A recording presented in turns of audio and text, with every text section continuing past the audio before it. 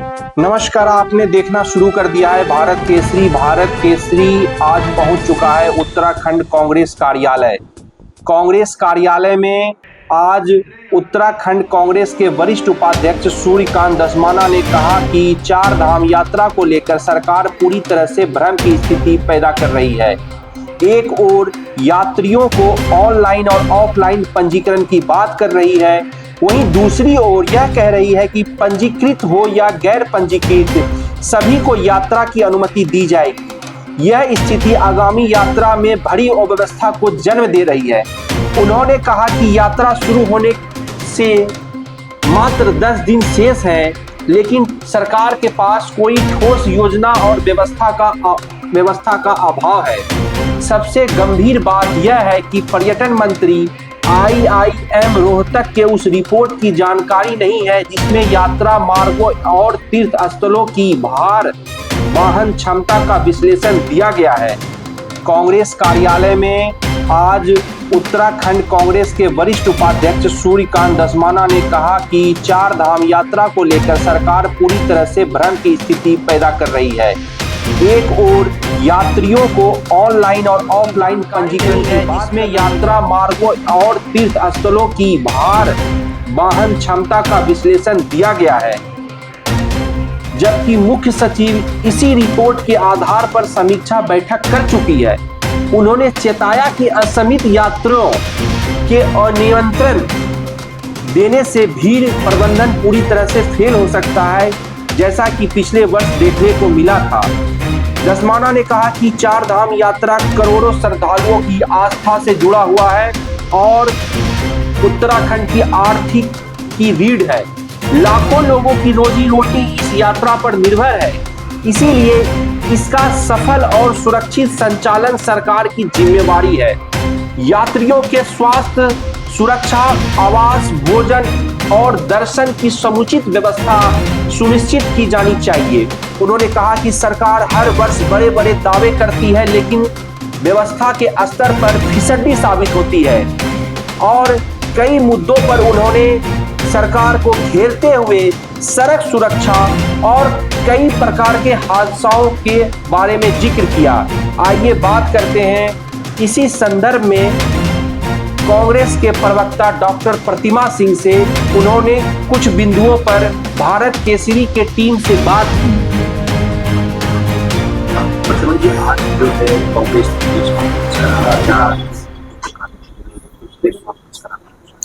देखिए, ये press conference चार धाम की जो यात्रा है उसमें जिस तरीके की सुविधाएं हैं सरकार ने जो मुहैया करानी है, जो तीर्थ यात्री आ रहे हैं उनको, क्योंकि ये अभी सरकार कह रही है 60 लाख लोगों ने रजिस्ट्रेशन करा लिया है, 28 तारीख से आप ऑफलाइन रजिस्ट्रेशन भी कराने का कार्य करेंगे।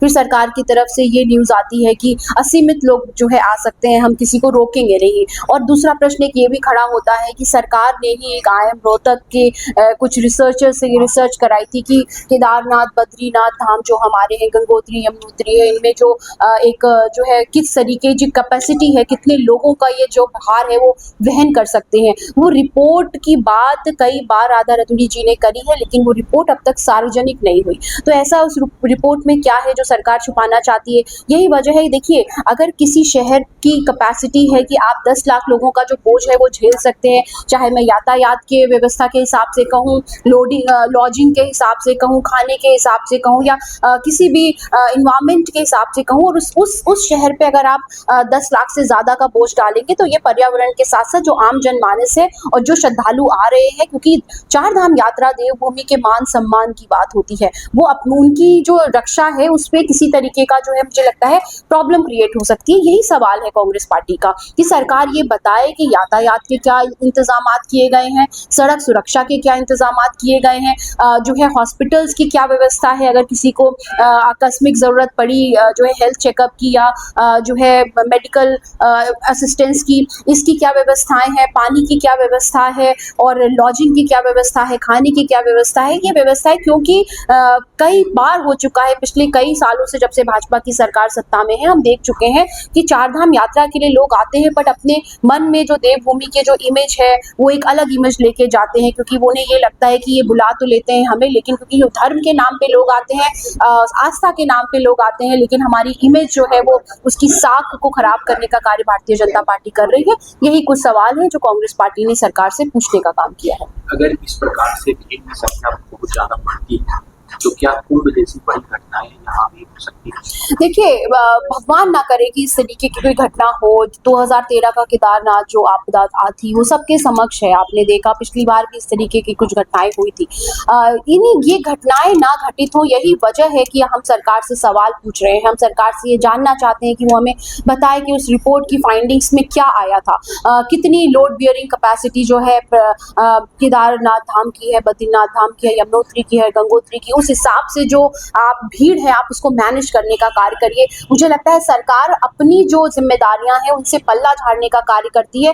यही वजह है कि आपने कोई भी स्टेटमेंट दे देते हैं सीमित लोग आएंगे, आप कैसे मैनेज करेंगे? सीमित लोग आएंगे तो आप यातायात को कैसे मैनेज करने का कार्य करेंगे? आप रोड सुरक्षा कैसे प्रोवाइड करेंगे? क्योंकि इस प्रदेश में हर घंटे 2 लोगों की मृत्यु रोड एक्सीडेंट में होती है। प्रतिवर्ष 1000 लोगों से ज्यादा की मृत्यु एक्सीडेंट में होती है। इस प्रदेश में अगर चारधाम यात्रा हो रही है और उसमें इतने लाखों की संख्या में श्रद्धालु आ रहे हैं तो सरकार की जिम्मेदारी बनती है उनकी सुरक्षा की।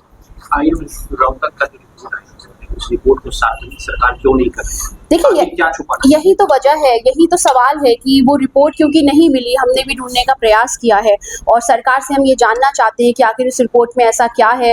शायद ऐसी कोई सच्चाई है, क्योंकि अगर लोड बियरिंग कैपेसिटी कम है और आप जरूरत से ज्यादा लोगों को बुला रहे हैं तो ये इन्वायरमेंट के लिए, ये जो है उस शहर के लिए, और मुझे लगता है श्रद्धालु जो आ रहे हैं उनकी जान माल के लिए एक बहुत बड़ा खतरा है। सरकार से हमारा यही सवाल है कि वो रिपोर्ट सार्वजनिक करे और अभी 10 दिन है चारधाम यात्रा शुरू होने में, 10 दिन में अपनी जो व्यवस्थाएं हैं उसे दुरुस्त करने का कार्य करें।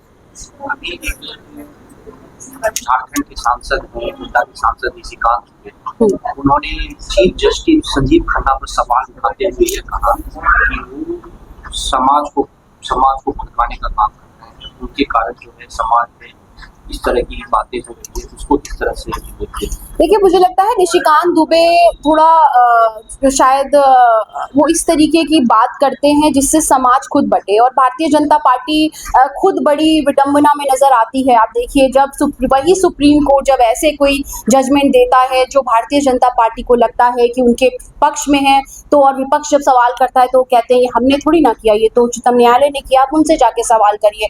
और आज यही उच्चतम न्यायालय जब आपके जो है आपकी मंशा पे सवाल खड़े कर रहा है, वक्फ बिल पे सवाल खड़े कर रहा है, तो आप इस तरीके की बातें कर रहे हैं। ये दर्शा रहा है कि भारतीय जनता पार्टी इस देश में गृह युद्ध चाहती है और वो इसी की तरफ इशारा कर रहे हैं। भारतीय जनता पार्टी के नेताओं से मैं ये पूछना चाहती हूँ कि वेस्ट बंगाल की हिंसा आपको नजर आ रही है, वो सबको नजर आ रही है, हम सब उसकी भर्त्सना करते हैं, लेकिन जिस तरीके से आप चिल्ला कर उसका जिक्र कर रहे हैं, क्योंकि वहां ममता बनर्जी और विपक्ष की सरकार है, आपको मणिपुर की घटना क्यों नहीं नजर आई, जहां पे हमारी माँ बहनों और बेटियों को किस तरीके से जलील करने का कार्य किया, उन्हें निर्वस्त्र करके घुमाने का कार्य किया, वहां पे आज तक हिंसा जो है जारी है और कितने लोगों की मृत्यु हुई, वहां पे गृह युद्ध की स्थिति बनी हुई है। भाजपा के नेताओं को मणिपुर क्यों नहीं याद आता? भारतीय जनता पार्टी के लिए जो हिंसा भी होती है वो प्रदेश के हिसाब से होती है, वो इस हिसाब से होती है कि इस प्रदेश में हमारी सरकार है तो यहाँ की हिंसा कोई मायने नहीं रखती, दूसरे प्रदेश में गैर भाजपा सरकार है तो वहां की हिंसा मायने रखती है। तो भाजपा का ये जो दोहरा चरित्र है ये सुप्रीम कोर्ट ने उजागर करने का कार्य कर दिया, इसीलिए अब खिसियानी बिल्ली खंबा नोचे। धनखड़ जी की भी वही स्थिति है और निशिकांत दुबे की भी वही स्थिति है।